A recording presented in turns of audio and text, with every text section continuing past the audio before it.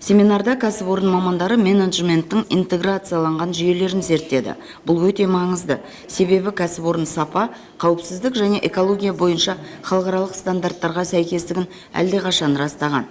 Тренингтен кейін қатысушылар ішкі аудитор ретінде қызмет ете алады. Бұл да өте жауапты, маңызды функция. Жалпы стандарттар бірінші кезекте тұтынушының қанағаттануына бағытталуы тиіс. Осылайша кәсіпорын тұтынушының талабын болжай алады. Соның арқасында компания өз қызметін жүйелеп реттейді, тұтынушының сеніміне ие болатыны да осыдан. Егер тұтынушы сапа, қауіпсіздік, экология мәселелеріне, ұйымның қоғам, мемлекет алдындағы ашықтығына көңіл толса, онда ол бәсекеге қабілетті деген сөз, және сұранысқа ие қызмет көрсететіні даусыз. Бөлімшелер арасындағы өзара тығыз байланыс, әрекет мәселелері пысықталды. Мұның өзі әрбір қызметкер менеджмент жүйесіне тартылды дегенді білдіреді. Ал кәсіпорынға осы тұрғыда сертификат беріледі.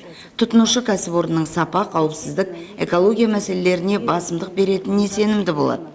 Бұл жүйеде жұмыс істейтіндердің барлығының қызығушылығы өте маңызды, және бұл стандарттарды әрбірінің талап ретінде қабылдап білген абзал. Стандарттар халықаралық маңызға ие. Бұл кез келген ұйым үшін өте қажетті талаптар. Мұндай тренингтерде әр кәсіпорынның ерекшелігі мен өзіне ғана тән мақсаты ескеріледі.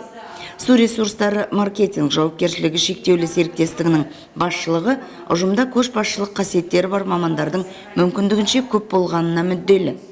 Әр маман кәсіпорынның дамуына қаншалықты үлес қосып, қай деңгейде еңбектеніп жүргенін білгені де өте маңызды.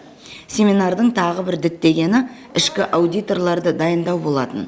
Ішкі аудиттің арқасында кәсіпорында ішінара проблемаларды анықтауға және ішкі қажеттіліктерді біліп, өзгертуге мүмкіндік туады.